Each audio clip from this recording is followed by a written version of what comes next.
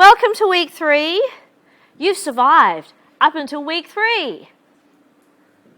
I don't see very many smiles. If you see a few smiles, that's good. And I brought a really warm jacket today, thinking that it would be freezing in here like it has been the last 2 weeks, and it's reasonably balmy, so be prepared. Today we're going to look at 2 chapters, and you might think, holy crap, 2 chapters this week. The 2 chapters are actually related, and it sort of makes sense to do them together. But because we've got 2 chapters, this week there are also 5 homework questions. It's the only week where I've given you 5, but they're all really important concepts that I need you to be able to get a good hold of before we move on to a whole lot of other stuff. So in addition to the homework questions, obviously the lecture stuff, there'll be some extra videos spliced into this week. We won't have time to watch them today, but there are also plenty of YouTube videos that go with this week. So make sure that you watch all of those. So today we're going to look at risk. And risk is really important because all of our audits on different clients are all different. So we need to figure out a way that we can customize our audits. And we do that by looking at the different risks at each client and then customizing our audit. So I've got, mountain climbing there.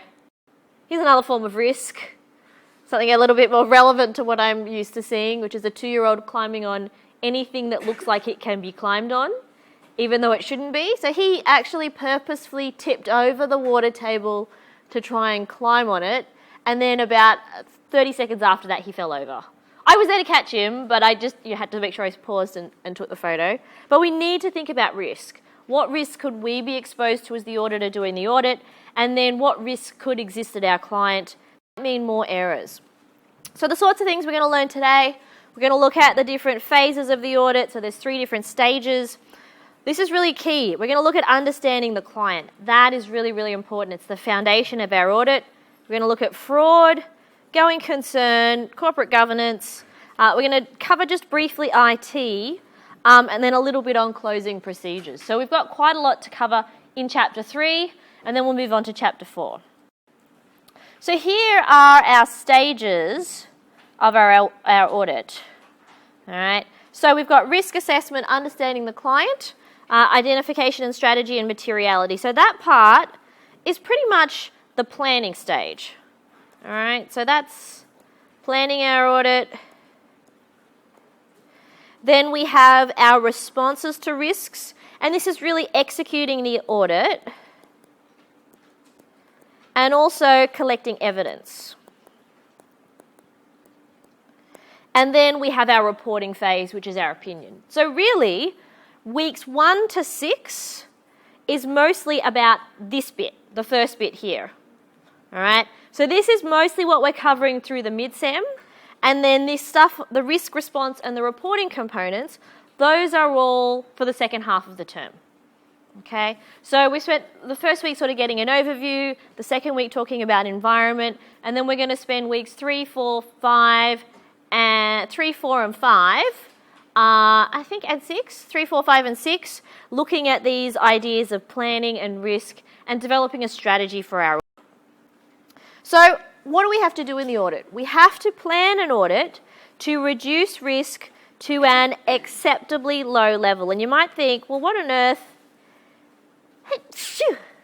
does that mean? All right, so we want to reduce audit risk to an acceptably low level. And what the hell is audit risk? And so I'm going to read out a little description there for you. It's probably not going to be too helpful until I just decode it. Audit risk is the risk that an auditor expresses an inappropriate audit opinion. All right? That is essentially when I give the wrong opinion. That could be, and is generally the worst case scenario, I say that the financial statements are true and fair and I say it's unqualified, when in fact there are errors that we haven't detected. All right? So essentially what I'm talking about here is it's the risk of giving an incorrect or a false audit opinion. And so when we have this risk also exposes us to increased legal liability as well. All right? Because remember, if you happen to make an incorrect audit opinion, then we have increased liability to those we owe a duty of care. So as a partner in an audit firm, I want to try and minimise audit risk. I want to try and make sure that I minimise the possibility give an incorrect audit opinion. So when I'm looking at the client and I'm thinking about risk, what sort of things am I thinking about? And an auditor goes through all of these individual items. We're going to start with, and I'll put a little number 1 here, the first thing that you always do is understand the client, right? Without knowing the client and knowing the specifics and the nuances of the firm and the industry and the people that run it, you don't know how to put any information that you might get from them in context. Okay? So it's really important to understand the client. And we're going to talk a lot more about that in relation to ASA 315. That's a really important standard. I'm going to talk about 315 a lot from now until the end of term. The other things that you're going to do, though not in any specific, this is not really an order, but the first thing you'll always do is understand the client. Then you'll move on to things like knowing who the related party transactions are, the ones that aren't at arm's length. We'll look at fraud, and fraud comes from its own ASA 240. We're going to talk about that. We're going to look at the risk of going concern. Is the company going to keep running? And that one's ASA 570. We're going to look at corporate governance structures. Who's in charge? What does the board of directors look like? How do incentive structures work? We want to know about controls. So controls are really policies and procedures at the firm. How do they run the company? How do they make sure that everybody's doing what they want them to do? Understand our IT environment, our business environment. Are there any important accounts, classes of transactions, and closing procedures? So we've got our identifying risk, our response, which is, remember before I said our section about collecting evidence and executing the audit, and then reporting is the final stage. So those are the 3 components. So let's get into understanding the client. And the reason that this one is so important, and I'm going to talk about ASA 315 a lot, and make sure for this week for homework that you go home and you read ASA 315. It's pretty easy to read, but it says that to be able to identify where the errors are most likely to be in the accounts so that I can find them, I need to be able to understand the client. Right? It'd be like being given a case where someone was murdered and saying, we don't have any evidence to help you go find the killer, just go find them. Where do I start? How do I figure that out? So to be able to understand the audit and to be able to plan the audit, we need to be able to understand the client. And it's so important that audit firms spend a lot of time gathering information. And actually in the back of ASA 315, in the appendices, appendix of ASA 315, have a look for a list of things that you should be looking at. And the list is like 250 items long. All sorts of things about the business, the industry, the competition, the customers, the regulatory environment. You need to know that company inside and out so you know where to look for potential misstatements. All right? So it's really important we do this. So how do we gain an understanding? There's 3 separate levels, and generally we tend to think about all of these. These aren't really start at the entity, then move to the industry, and then move to the economic. I tend to think about all of these together. All right? I need to know about the company, how it sits within the industry, and then the general effect of the economy. And I'm going to go through each of those 3 levels. All right. So what do we need to think about at the entity level? And in the appendix of ASA 315, it actually gives you a list of things that a lot of audit firms have turned into checklists. Have you looked at this about the firm, this about the firm, this about the firm? But the reason I want to know about these is these will affect the accounting. How the firm is owned. Is it a subsidiary of another company? Is it part of a joint venture? Is it a parent company? How is that company owned? And how is that put together? That'll affect the accounting. I might want to know about any major suppliers or customers. If companies rely very heavily on 1 or 2 suppliers or customers, that can create some issues. Are there any international transactions? Is there a risk of doing a lot of foreign currency transactions and translation reserve accounting transactions? Can the company adapt to changes in technology? If a company makes a product that's highly technology dependent, if technology changes, can they adapt? Do they have good relations with employees? Are employees happy? Are they unhappy and likely to try and sabotage the firm? Do we have any liabilities for warranties or discounts? What's the client's reputation? And where does the money come from? Is it a privately owned company, publicly listed? Is it a mix of shareholders and debt? So I need to know pretty much everything. Anything you think you might need to know about the client, right down to how they order their toilet paper, is probably stuff that you need to know. What about at the industry? As well at the entity level, you want to know who the people are. Who's the CEO, who wields the power, who's on the audit committee, who's known for being difficult, lots of information about the client. At the industry level, we want to know about the industry, what it's like to be in the industry. Is there a lot of competition? If you're moving into smart watches and you think, well, I'm going to go up against the Samsung watch and the Apple watch, does that company have funding, a good enough product to be able to do that? What's the competition like? I don't know if anybody follows Anna Kendrick on Twitter. She's the actress, but she's hilarious on Twitter. And she said, is the $14,000 gold iPhone watch going to be the new symbol of wankerism? I don't know if anybody saw that. I'm not really sure I'm going to wear an iPhone watch. I wear a really nice watch every day, but the idea of getting my emails and reading Twitter on my watch just doesn't appeal. Maybe I'm old-fashioned that way. I like to look at a regular watch there. I want to know the reputation within the industry. Is the client known as being a leader? Are they a company that simply copies what everybody else does? Are they known to have good practices within their customer base? Now, the reason why I'm interested in government regulation and support here is that often when there's complexity in government regulation, that makes the accounting more complex as well. So financial services firms have lots more regulation covering liquidity and management that we might need to be aware of. Companies that have a lot of government support. Now, can anybody tell me what industry was majorly affected by an announcement that the Prime Minister made yesterday? It came to a surprise to most of his party. Anyone know? Yeah, so the automotive industry received big news from the government, and all the news that I'd watched was about how most of the Liberal Party had no idea that he was going to make a change in that policy. It hadn't really been run through official party channels.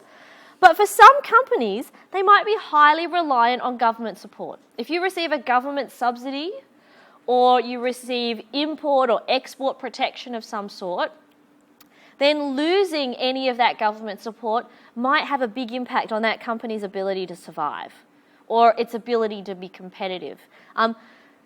Certainly when companies were lobbying for the removal of the mining tax, mining firms were trying to lower their profits, to say, look, we can't afford to pay a mining tax.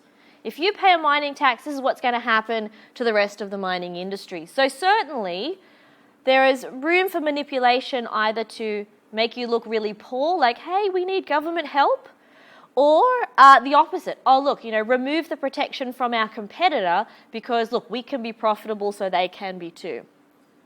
And then finally, the demand for the goods and the services, only so we have an idea of what to expect from the company. If we know that it's an industry that's booming, we would expect sales to be up.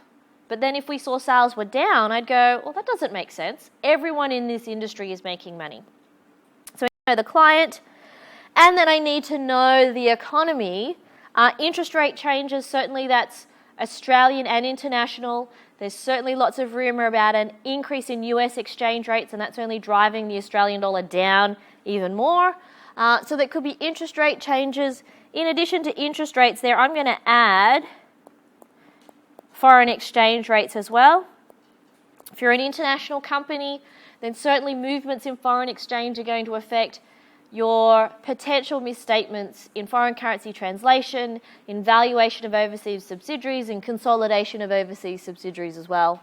I just booked a holiday to take my son, who's 2, to Disneyland next year. So he's just become obsessed with a couple of different things. Frozen, Mickey Mouse. So whenever he sees round things, he holds 2 round, he's like holds them on his head and he goes, Mickey Mouse.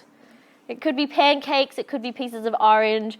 And then he's also obsessed with the movie Cars and Lightning McQueen. So I figured this is a good age to go to Disneyland. The last time I went to the States, the exchange rate was 95 cents.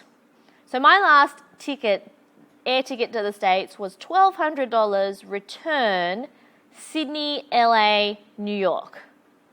And I just booked tickets today for Sydney to LA return for $2,000 each. And I knew that rates were changing, but I hadn't realized by that much. So certainly, foreign exchange rates might affect a company's demand for its product. It might affect its ability to import or export. I also need to think about shareholder expectations. So shareholder expectations, do they want profits? Are they expecting growth? And as well as shareholder expectations, any other specific pressures could include things like pressures from governments, but probably one of the big ones is expectations of analysts. So we know from the research that management pay attention to analyst forecasts of, because analysts do tend to forecast, we think earnings per share will be this, profit will be this. They've got certainly some very clear prediction models. And so management feel a strong obligation to prove to the market that they can meet the expectations of analysts, meet or beat. So that might be a reason why we might see manipulation. So the reason that I'm understanding all of this information is to help me get into the mind of managers and find out where are they more likely to adjust or manipulate or try and fudge the accounts a little bit. So coming on to fudging the accounts, we're going to move into fraud. And so fraud has its own ASA 240, and a lot of the standards that you see in the stuff you see in the fraud standard actually comes from the Pacific Acceptance case and also the Kingston Cotton Mill case. Kingston Cotton Mill. So remember, Kingston Cotton Mill said the auditor is a watchdog. We're just keeping an eye out for anything that looks suspicious. And if there is something suspicious, I'm going to jump on it and I'm going to investigate. And that's exactly what ASA 240 says. And Pacific Acceptance also said, you must explicitly consider fraud. So ASA 240 says, if you see something that looks suspicious and could be an indicator of fraud, you need to go and investigate that. All right? Now, you might notice as well, something that I might not have brought up before, is that you'll see that we have things that have ISAs and ASAs. Essentially, the ISAs and the ASAs are the Australian standard and the international standard equivalent. Now, it's almost always the same number because we're harmonised internationally. The only difference is that our international standards often say the auditor may do this, but because our Australian standards have force of law, our standards will say the auditor must or the auditor shall. So that's the only difference. But the international and Australian standards, that's why we've got them both listed there. All right, so I have to consider the risk of fraud, and I have to adopt this idea of what we call professional skepticism. Okay, so an independent questioning mind, so there's independence again. This is not, did anybody ever watch House on TV, the TV show? Right? House's theory was everybody's lying about something. Now, we're not going to take that sort of approach, but more we're taking the Sherlock Holmes type of looking at all the information. We're going to try and corroborate information that people say with what we can see in documents, what we know about the company from our understanding of the client to make sure it makes sense. Right? If you had a mining company that is making a loss, even though they're exporting significant amounts of product to India, to China, to Russia, where there's still large construction booms, and they're still making a loss, I would go, that doesn't make sense. Everyone in this particular industry is still making a lot of money. How are you guys not profitable? Something could be going on there. So I need to think about not just relying on what the client says, but also backing up everything. That's the reason why if you're sick, I'm going to say, get a doctor's certificate, bring that with you. Just, not that I don't believe you, but we need to make sure that you're actually backing up what you say.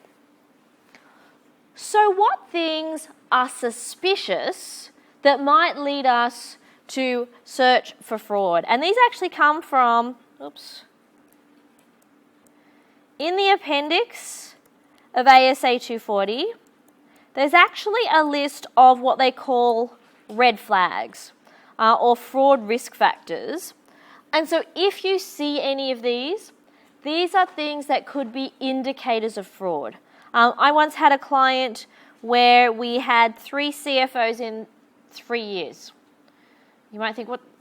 The job wasn't cursed. It was a domineering CEO who was trying to force CFOs to report information that wasn't really true.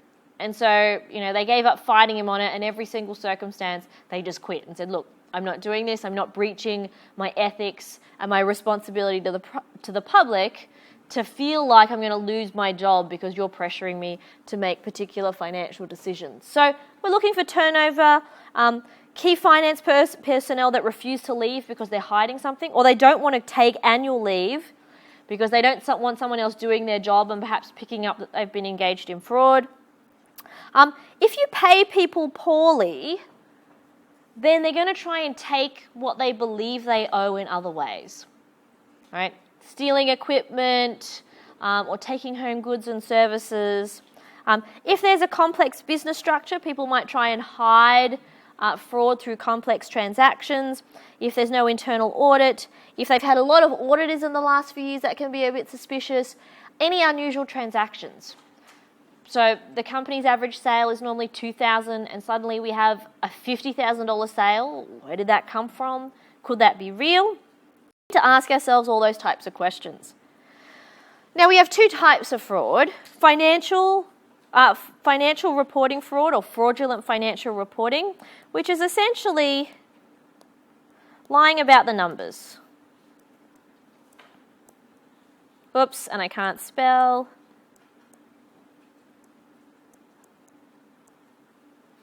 All right, so lying about the numbers is essentially fraudulent financial reporting, and misappropriation of assets is simply stealing stuff.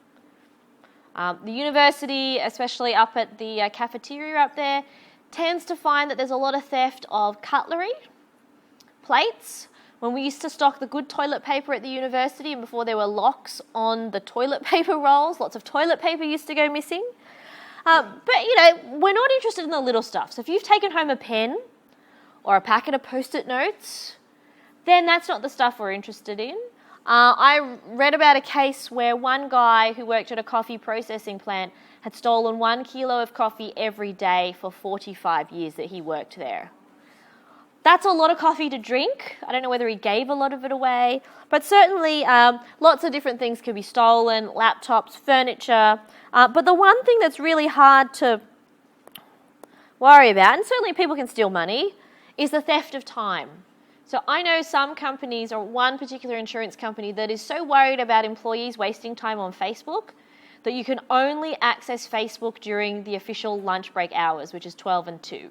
So people either go on a lunch break 12 to 1 or 1 to 2, and so you can only access Facebook on this company's network. Obviously, you can do it on your phone now, but 5 years ago, you could only access Facebook on the computer between 12 and 2 because they were worried about people wasting time.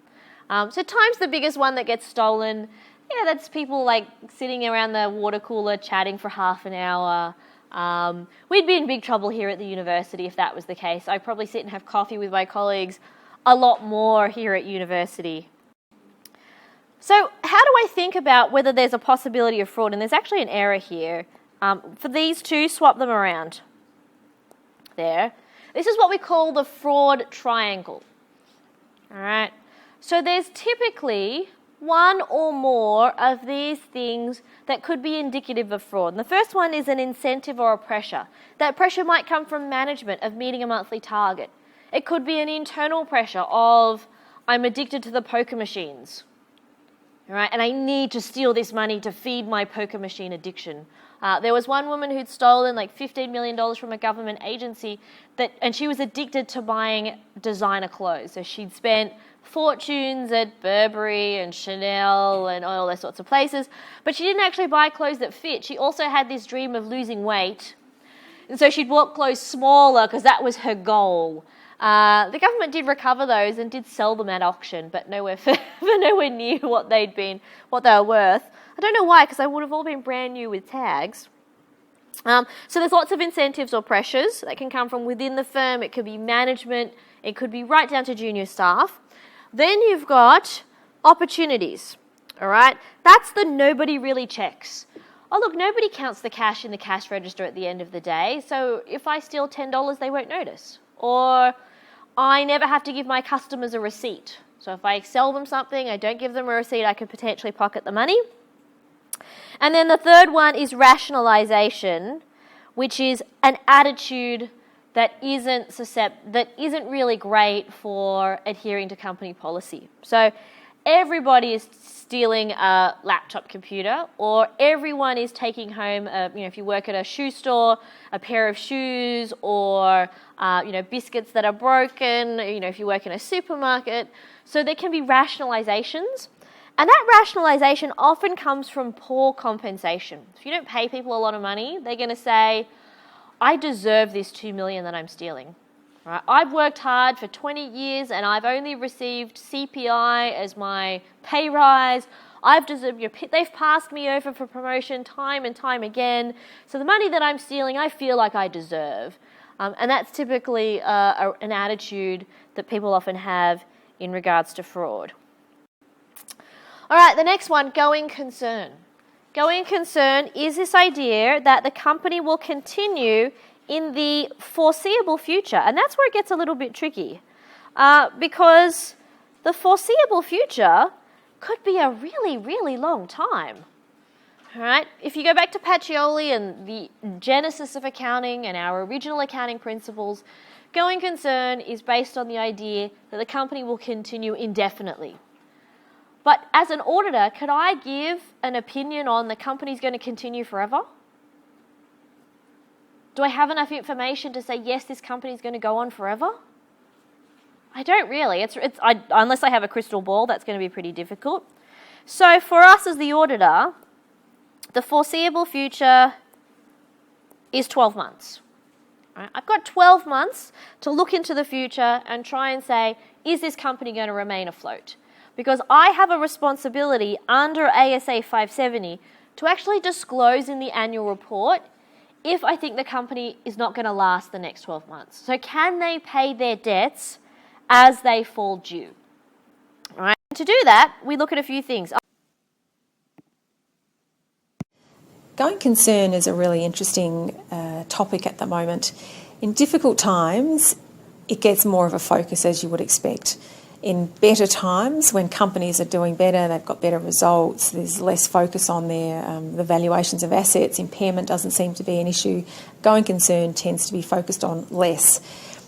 There's a number of considerations that auditors have to take into account, and there's lots of guidance available. You could spend hundreds of pages considering all the potential risks related to going concern. Management ordinarily focus on a number of key things, and they're all driven around their ability to pay their debts as and when they fall due. So what's their working capital management like? What's their net asset position like? What's the funding? What's the timetable for the turnover of their funding or the refinancing arrangements that they have? What are the costs of finance? Do they have access to alternative finance? Do they have access to maybe a parent entity who can support them if they're in difficult times and can't get funding? What do they know about their business and the direction that it's headed? What budgets have they set? What forecasts do they have? So they have a raft of information that they collate, but it tends to focus around their ability to pay their debts as and when they fall due, and their ability to continue on into the future as a business. And then the evidence that they provide us is, as I said, in the form of budgets and board minutes and management committee meetings that they've had. Some actual to budget comparisons. Funding information, lending agreements, that kind of information, which helps us then determine whether or not management have actually reached the right conclusion. Here. So there is some risk the risk that the company won't stay afloat for the next 12 months. So I need to get what they call sufficient and appropriate evidence to assess the validity of going concern. Will this company still be afloat in 12 months' time? All right. And there's no 100% guaranteed way I can be sure about that, which means that this is a task that requires significant individual professional judgment. No right answer, but we do the best with what we have. Now, ASA 570 actually has a list of what we call going concern indicators, and these are things that might indicate the company's having some trouble. Number one, of course, cash flow issues. If the company's having trouble with cash, they can't get more loans, their suppliers are chasing them, that's certainly a very key and easy situation. There's a lot on that list that are pretty self-explanatory. I'm going to talk about one that's a little bit different, and that one is going to be this one here. Loss of significant customers or supplier problems. If you rely on one company to sell all of your goods to, then that's going to be a problem if that company goes out of business. You need to create a new market. If you rely on one particular supplier and nobody else supplies that component, if for some reason that company goes out of business or the raw materials that go into that component can no longer be sourced because the only place that we can get it is in some war-torn component of Afghanistan or Syria or Iran, then we have a problem. If you can't make your product, then you can't sell anything. If you can't sell anything, how do you generate cash to be able to pay your debts as they fall due? So probably the one that doesn't make the most, or wouldn't be easy to understand there, is the significant customer and supplier problems. The person in the video is Fiona Campbell. She's co-author on your textbook. She's a partner at EY down in Melbourne. She's originally a Kiwi. And she used to sit on the Australian Auditing Standards Board. So she knows a lot about auditing, and she'll talk about how often people say, well, why couldn't we warn them that a company was going to go down? Sometimes we do. Our audit is responsible for warning of company failures. It's a little bit of a double-edged sword. We're required under the Corporations Act to report suspected breaches. So if we believe a company is trading while insolvent and we suspect that's happening, we're required to report it. If we report it, that may well be the final nail in the coffin for the company, and it does actually fail. So it's a bit of a double-edged sword. You do have to be very careful when you're making your judgment as to whether you do believe there's been a breach. Are we responsible for saying that a company is going to fail? Absolutely not. The directors are the ones who are ultimately responsible for that particular company. They're the ones who have the obligations to make sure they are continuing, they are able to pay their debts as and when they fall due, they're not trading while insolvent. We have an obligation then, as part of our audit process, if we observe anything, to notify, but it's certainly not an obligation to make sure the business doesn't fail and is going to continue. Answers we don't know about. All right, risk of going concern. We have to assess the client's efforts to identify going concern factors. So we need to say, will this company continue in 12 months? What has the client considered? Should they be considering anything else?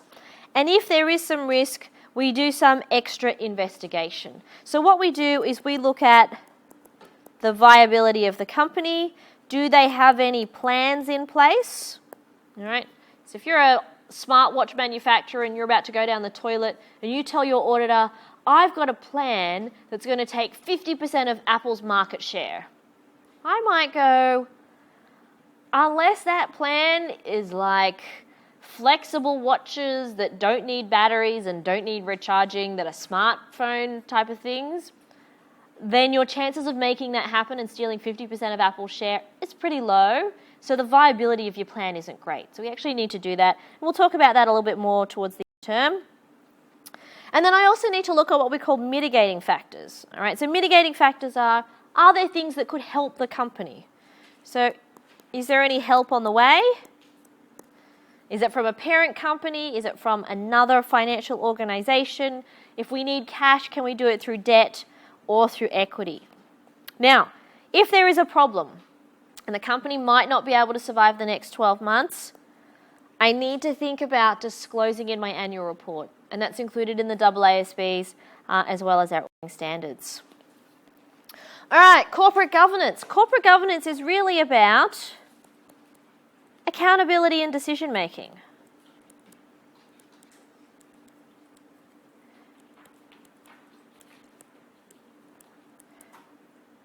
Oh, can't spell. Decisions. Who steers the ship? All right. How does the board make its decisions? How do those decisions go down to management and then down to employees? How does an organisation make sure that all of its thousands of employees are on the right track, are following the right policies and procedures, are doing their transactions and their processes all in the right way so that all of the accounting information and all the other business information we collect is appropriate? So corporate governance is lots of different things. It's boards of directors, it's subcommittees of the board, it's executives, it's division managers, it's line managers, it's individual employees, it's performance remuneration systems, it's computer systems, it's HR policies. So everything that goes in to make sure that the company is trying to achieve shareholder objectives. Generally profit, but we want to make sure that everybody, and I suppose the best example I can give you is that everybody is in time with rowing their oars on the boat. All right. So if you've ever seen, I think about, I quite like documentaries, that sort of thing, and I'm really enjoying the Viking series that they're showing on SBS. I don't know if anybody else is watching that. And certainly, to get a Viking boat anywhere, everybody needs to row in time. All right? If you stop rowing in time, some people are rowing, other people are not rowing, the boat might be going in circles. So we want to make sure in a company, everybody is pulling and rowing in time so that you can achieve the company's objectives successfully and efficiently. Right? You want to make sure that the way that you use shareholders' resources is appropriate. So corporate governance is really about that management and accountability and the processes. And there's some ASX guidelines for publicly listed companies, and they have to disclose what are they doing about corporate governance, what are their structures, who are the people involved, what happens when you don't comply. Now, here we've got IT environment, but really, this is sort of now the business environment. All right? 20 years ago, we used to think about IT as a special sort of part of the audit.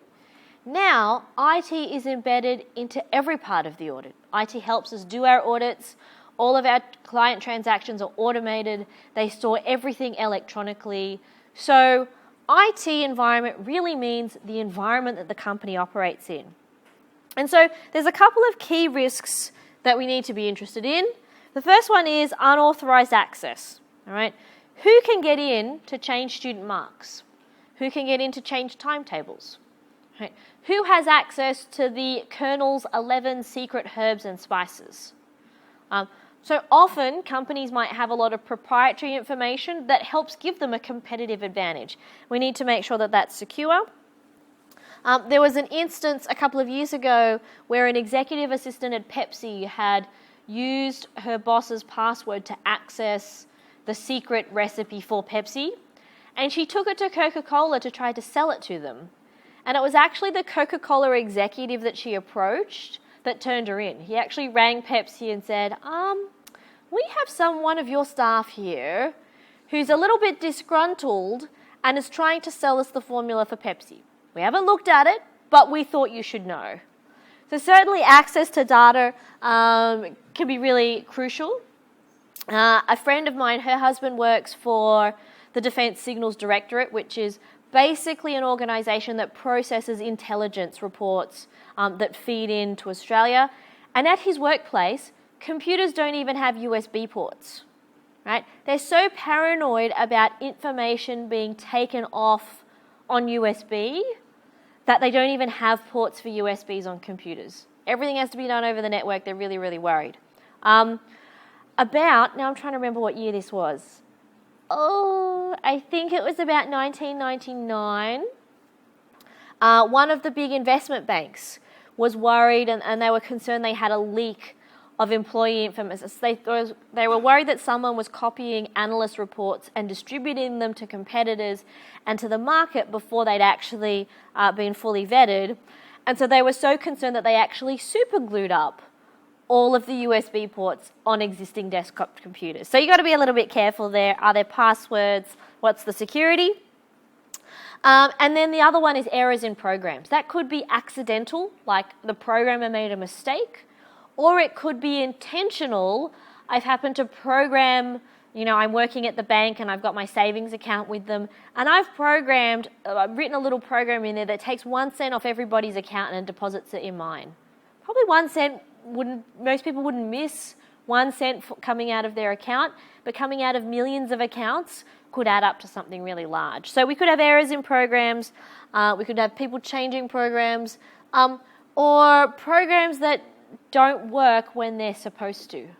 Right? This happens with Facebook a lot. Facebook issues a new update and then suddenly the app stops working. And you're like, hang on, this used to work before, why doesn't it work now? So we need to make sure that's all up to date. And then this is a really key one down here, backups. And I'm sure everybody's had a bad experience here, right? You've been working on an assignment at uni or at home, and then you've been saving, and then something happens, and then it's gone. And then cue panic. Because it's typically like at 2 o'clock in the morning when the assessment is due at 9 o'clock, right? So backups of data, every time I log my university computer in, it backs up everything, all of your results, all of that sort of stuff. I'm so paranoid that I actually employ a proprietary backup service. I use Backblaze, which securely encrypts all of my data and backs it up on a different drive outside of the network, just in case something ever happens to university servers and we can't recover it. I can still recover your exact marks. So rather than having to give everybody a HD because I don't know what you got, I've got the ability to regenerate everything. So backups is really important. Who's ever updated their iPhone and then lost all their photos? All right. So even stuff like that, really, really important. And then we have closing procedures. So closing procedures are essentially end-of-year adjustments, right? And most of it is accruals, impairments, write-downs, things that you would only do once a year. The reason that we're interested in this is because this is where mistakes are made, right? If you improperly apportion the number of months for a prepaid expense, then that can have some serious flow-on effects.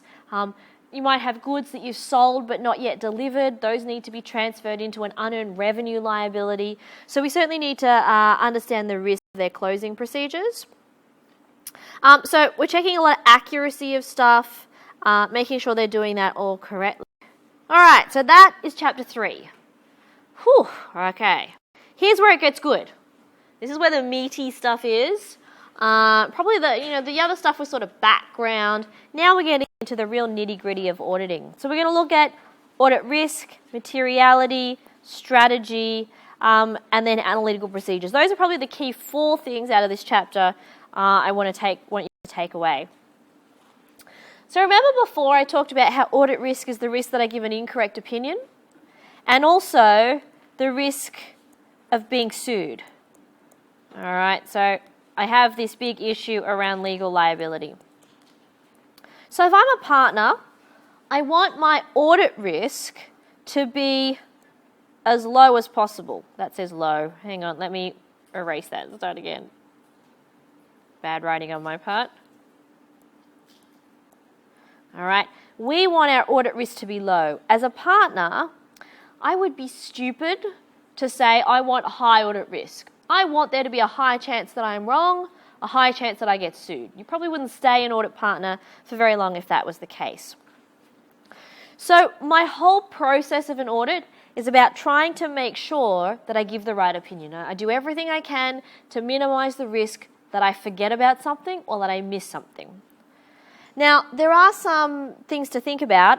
Audit risk can never be 0 because my audit is not a guarantee.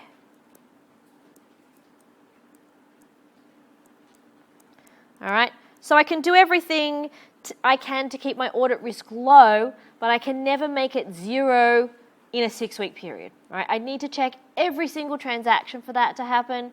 Never going to be possible.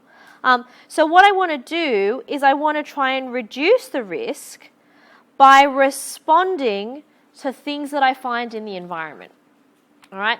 I want to maximize my error detection and minimize the risk that I don't find something, okay?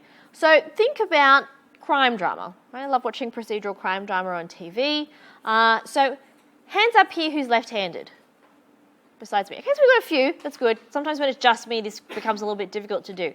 So imagine we come in and we find a dead body at the front of the room. And, so we might be here in the lecture, the lights go out for some reason, there's a scream, and suddenly someone's dead. Nobody's left, the doors have been locked, which is not against fire protocol, but just assume the doors have been locked. And then somebody who happens to be a medical expert says, I can tell by the stab wounds that the person who did the killing is left-handed. All right? So if I'm the detective, my job is to narrow down, all right, who are all the left-handers? Put all the left-handers on one particular side, all right? And that allows me to narrow down my pool of suspects. And that's essentially what I want to do with audit. I want to know about the company to narrow down my pool of suspects as to where the misstatements are. Because if I know more in a more targeted way or a more focused way where the errors are, I can search for them more efficiently, right? Rather than sort of searching everywhere, I can search very specifically. So that's the entire goal of my audit, to execute procedures in a way, maximize the finding of errors, minimize the risk that I miss something, I give the wrong opinion, and I expose myself to later. So I've got 2 different sources of risk. Okay, 2 sources of risk and misstatements.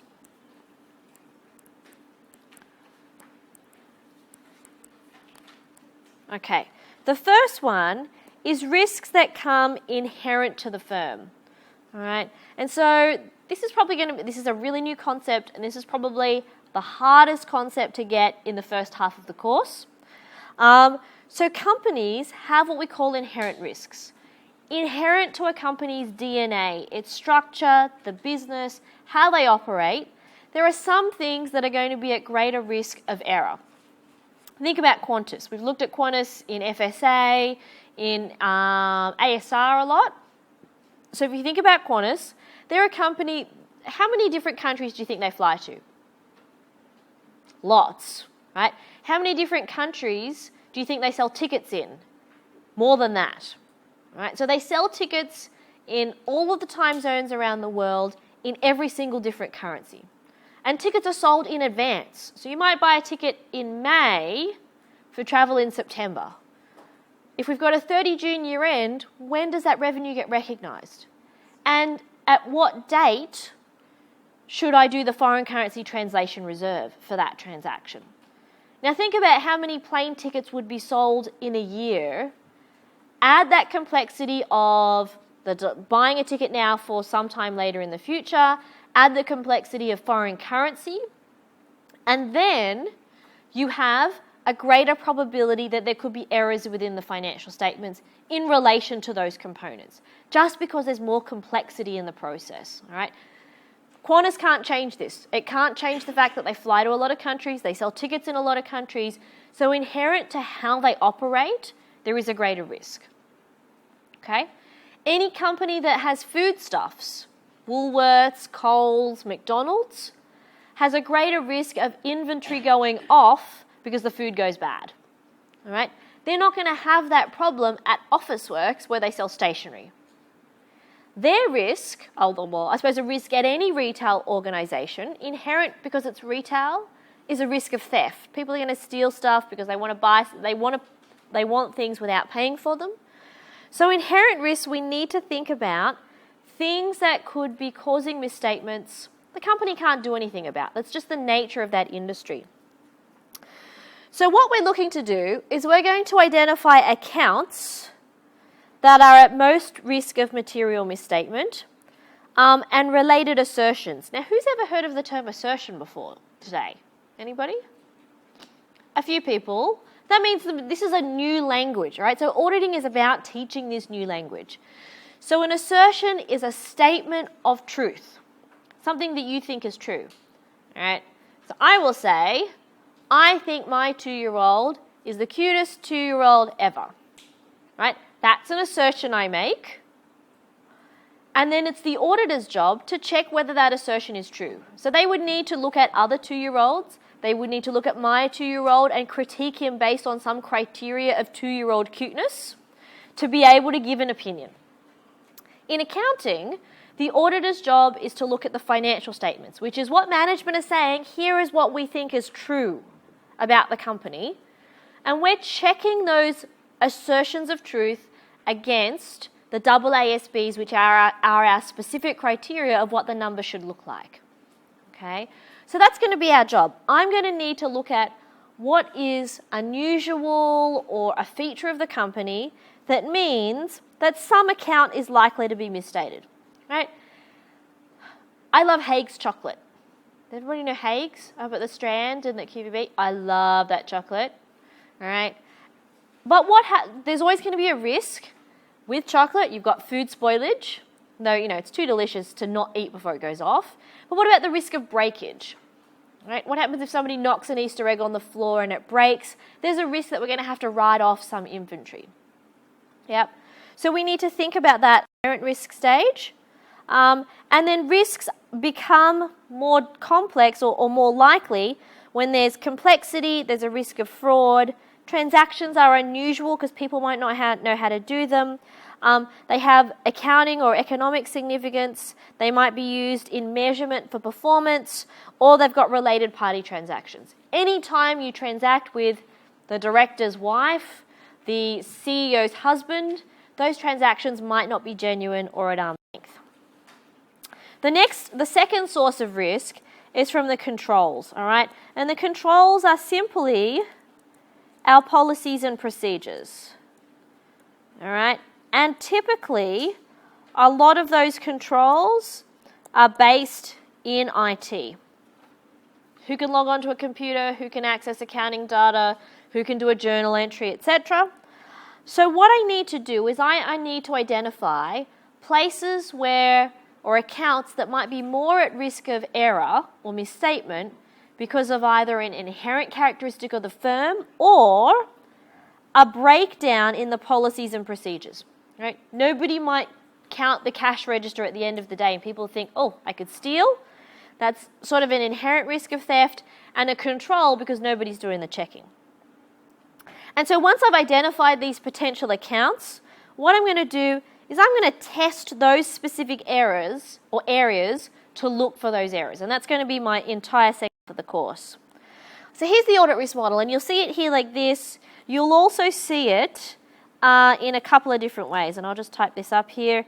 AR equals inherent risk times control risk times detection risk, all right? And then sometimes that gets rearranged to look like this.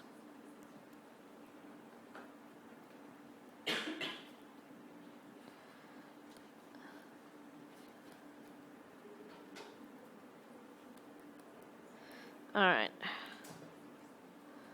Okay, let me fit that over there.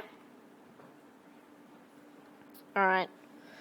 So the audit risk model says that the risk that the partner is going to take, that they give the wrong audit opinion, is affected by the level of risk at the client, inherently, the quality of their internal controls, and then the quality of the work that the auditor does to try and find the errors. All right, the quality and the amount. Okay, so these things here, the auditor cannot control. All we can do for those two things is simply assess. Is there a high risk of misstatement? Is there a low risk of misstatement because of inherent components or control components? This is the thing that the auditor can do something about. This is where we collect our evidence. All right?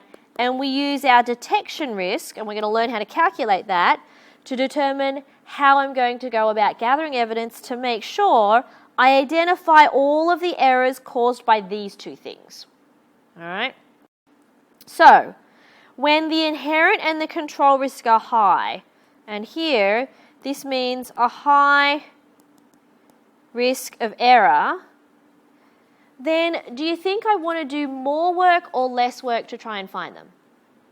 These errors. More, right? High amount of errors, I'm going to do more work to try and detect them. So, I'm going to have low detection risk. And this is going to be counterintuitive because detection risk is actually the risk of not finding the error. Okay? So, low detection risk means high probability of finding errors.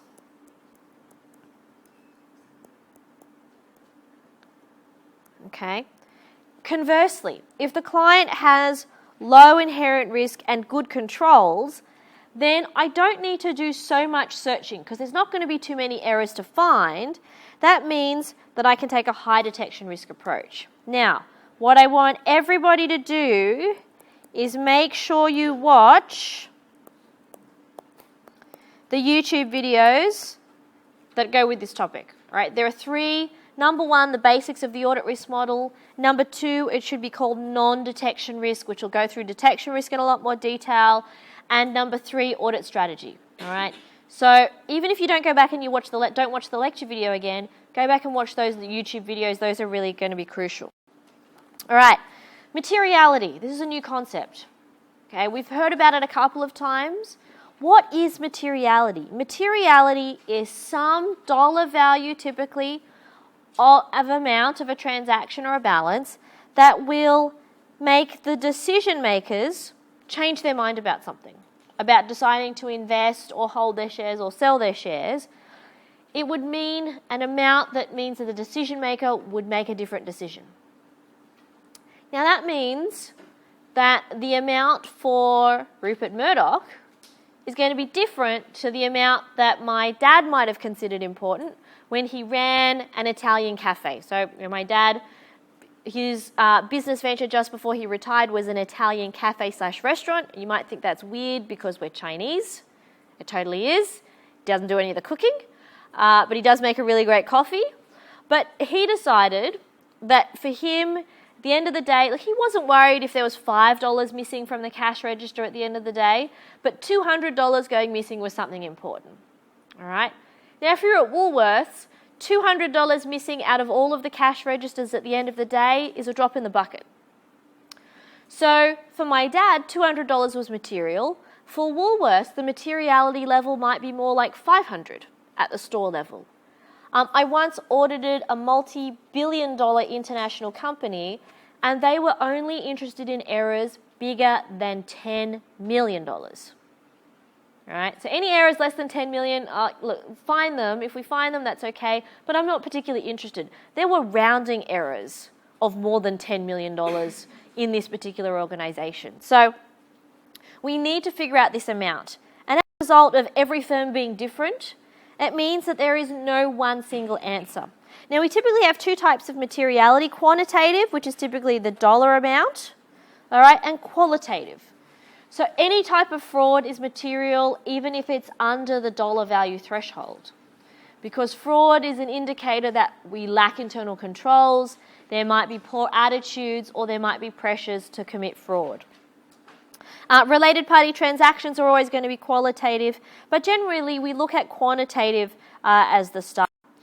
So how do I set materiality? That's the key word there, professional judgment.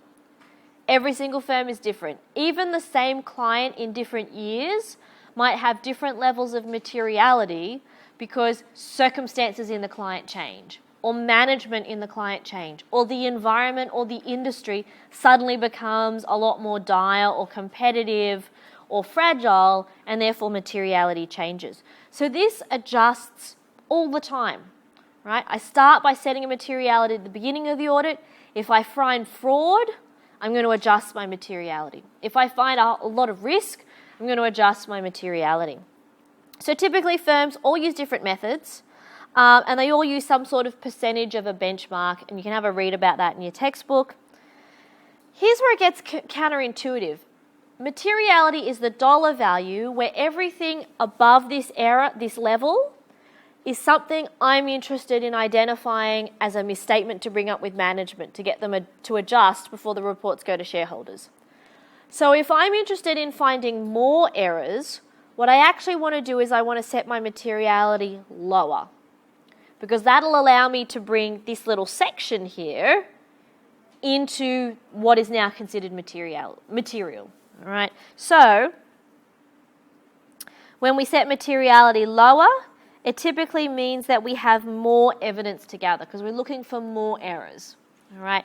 Now, there is a really great YouTube video about materiality and risk. It has a nice little diagram that is worth going away and watching this week as well. Okay, so we've got materiality, we've identified risk. Now we're going to come up with our strategy. And our strategy is essentially our plan. And this is customized, again, for every single client, because no two clients are the same, even in the same industry. We need to be flexible and adaptive. If I try and defend somebody of murder when they have plotted out for 10 years how to conduct a murder, how to plan out their murder, they've blogged about it, there's lots of evidence, I might go with the insanity plea versus somebody who might have, you might have a battered spouse who one day when the partner, tries to hit the child, suddenly the other partner snaps, bang, that person's dead. The defence I'd have there would be self-defence and spousal abuse. So with different murder suspects, I would have different sorts of defences. With different audits and different clients and different industries and different economic conditions, I'm going to have different sorts of audits along a limited spectrum. Okay, so there's two main types of audits. I'm going to talk about the different strategies. So the strategy sets the plan, and it's based on the level of inherent and control risk. All right, what goes with this particular slide is a YouTube video on selecting audit strategy. All right, that's in this week's folder as well to make sure that you go away and you look at. So here are my two strategies, all right, where the client is high risk. Okay, my audit risk, of course, is going to be low. So that's my audit risk there. All right, high risk client. This means lots of potential errors. Okay, which means I'm going to do lots of detailed checking of individuals, substantial investigation of transactions to check whether they're true and correct. I'm going to get 500 invoices or journal entries, and I'm going to make some poor vacationer or graduate auditor check all of those journal entries back to the original invoices and shipping documents to make sure that it was real customers that we were selling stuff to. Okay, so that's high risk. Where there's a low risk client and inherent risk is low and there's few errors, okay, and the accounting systems are good, what I'm going to do is I'm going to rely on my controls. I'm going to place reliance that the company's computer system has been doing the right thing all of the whole year and do less of these substantive tests, but more tests on making sure the systems that allow good transactions in and keep bad transactions out works. Okay, now this one is the really expensive one, and this one is cheaper. Okay, so we would certainly charge more for what we would call the substantive strategy. Now I'm going to change pens here and write about the two different strategies. The strategy up the top is what we tend to call a substantive approach. Substantive approach. And the approach down the bottom, in the textbook, has a really long name. Lower assessed level of controls risk approach, which we tend to say we take a controls approach or a controls-based strategy to the audit. We're going to learn about these two in much more detail next week and the week after. So don't stress too much just yet about this particular flowchart. Learn about the audit risk model first, and then we'll go into this sort of strategy, that diagram, a little bit later. Okay. The one other thing that's really important, and I would probably do this actually as part of the understanding the client component of the audit, back under ASA 315. I would actually do this then, understanding their performance management and measurement system. So who's done MDC? Anybody done MDC yet? A few people, right? David and Nicole and Rachel talk about performance management and motivating employees, and that you would have talked a little bit about that in in CMS as well. I want to know how clients measure performance of their employees and then remunerate people, because that is where the misstatements are likely to be. Right? Students are unlikely to cheat on tasks that are not accessible. Right? There's no need. They're more likely to try and cheat on things like exams, where there is an assessment associated with that. And management are the same. If they've got a target to reach related to sales, then they are more likely to manipulate sales than any other account. If the company has a debt covenant that they must maintain, current ratio or some other sort of ratio, then they are more likely to manipulate the accounts surrounding that ratio than anything else. So the reason I want to get inside the mind of managers and know how they're motivated is so that I can identify where the misstatements are most likely. Again, this is targeting my audit effort. Rather than trying to look for errors everywhere, I'm going to look for areas where I think they're most likely. All right, so what sort of performance measures could we look at? Profitability. I'm never going to ask you to calculate any of these. You do enough of that in FSA. Liquidity, have they got enough cash? And I'm going to also look at those performance measures in doing something that we call analytical procedures. So for people who've done FSA already, all of this stuff will be nothing new. But most companies remunerate employees based on some sort of number target. All right. For salespeople, it might be percentage of sales growth.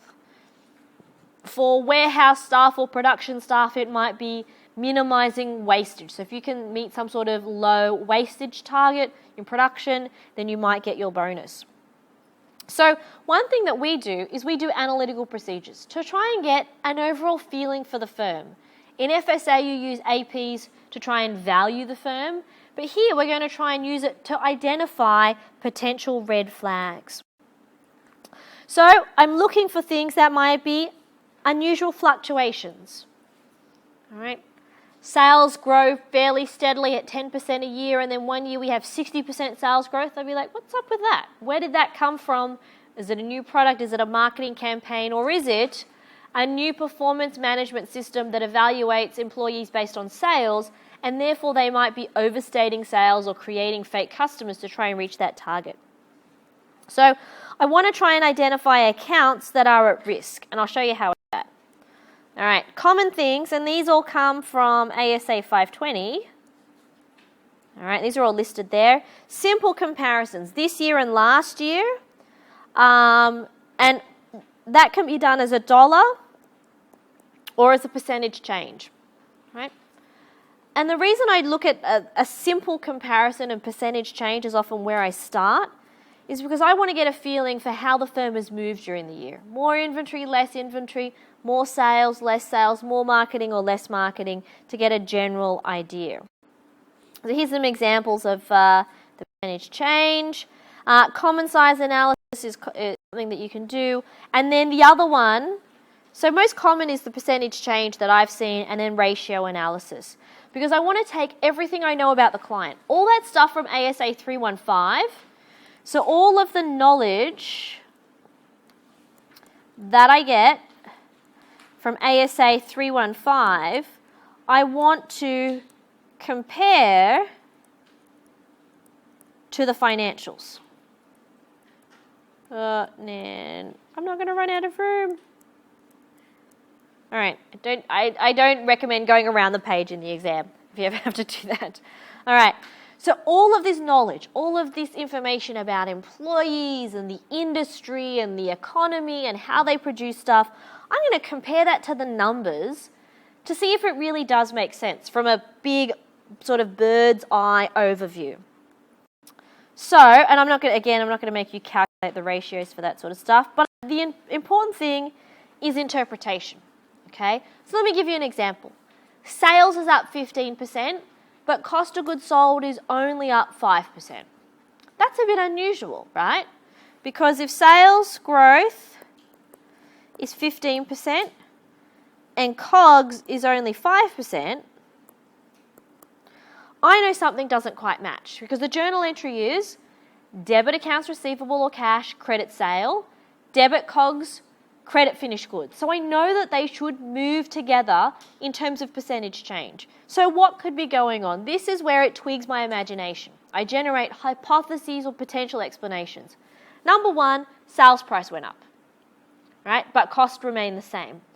Number two, sale price remained the same, but the cost has become cheaper because we've perhaps manufactured more in bulk, we've changed suppliers of a product, we've become more efficient.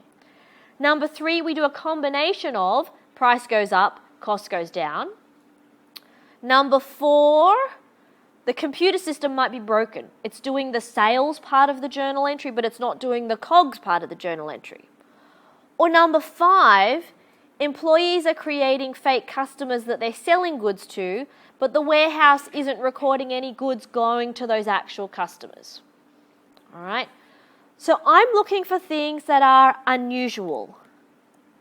So what I'm sort of doing is like a spot the difference. Or what looks out of place. Okay? And that is why it is crucial that you understand the client before you do any of this. You can't spot what is out of place or what doesn't look right unless you know the background of the firm, unless you know how the industry works, unless you know how foreign exchange has impacted on a company. Right? So you might see a company that is doing much worse than all its competitors, even though sales are generally up. You might discover, the reason this company has less profit than anybody else is that they have a significant amount of foreign currency exposure, sales in different countries, and then when we translate that back with the change in the foreign exchange rate, the impact is actually less. So it looks like we might be making losses instead of profits. So I'm trying to figure out what is unusual, okay? This requires auditors to develop complex mental models or mental pictures of accounting, of the client, of the industry, the economy, and then overlay that on top of the accounting information to try and pick up what is unusual, right? That's not an easy skill. That's a skill that takes years to develop and years of practice. And we're going to start that practice next week. So, we've looked at audit risk, the risk of giving the incorrect opinion. We've looked at this materiality. What dollar value of something would cause a user to change their mind? We've looked at our two types of strategies. All right, remember we've got substantive and we've got controls-based strategy. All right. And then we've looked at measurements of performance because they might influence misstatements. And then we've looked at analytical procedures to try and flag inconsistencies or to spot things that go wrong. All right, now, before I move on to the end and I let you guys go, textbooks, who still doesn't have a textbook? I am chasing up with the publisher. I called my publishing rep on Monday because somebody emailed me and said there's still no books. I'm like, oh my gosh. So I called the bookshop. They're like, we've been chasing up with the publisher. They don't know what's going on. I called the publisher and it turns out my specific representative has left for the UK permanently. So we're now being looked after by the national sales manager who has received a number of sternly worded emails from me of what the F is going on with my textbooks. And so I'm hoping I will get some answers. And I've said, look, students need the textbooks to do homework. Even if, who's ordered one online? Anybody? And like the online people have sent you an email that said like it could be 3 weeks or something ridiculous. And I'm like, well, you told me that if students ordered online it would be quicker, and now it's turning out to be problematic. So I've asked them for PDFs of chapters 3 and chapter 4 so that you can do this week's homework. If they don't get back to me by Friday, what I'm going to do is I'm just going to photocopy those chapters of the textbook onto a PDF, and then I will put it on UTS Online. And if they want to charge me with infringement of copyright, I'll be like, well, this is totally not my fault. So I am working on the problem. I am really, really sorry we have the problem and that everybody's having this experience. If you're not attached to having a physical textbook and you would like a textbook, $50 e-text copy, you get the code straight away. That's really easy. But if you do like a physical book, I am working on the problem. So as soon as I know more, I'm really sorry. And hopefully we will have a solution really, really soon. Fingers crossed. All right, everybody, have a good Wednesday evening. Thank you for coming, and I will see you all next week.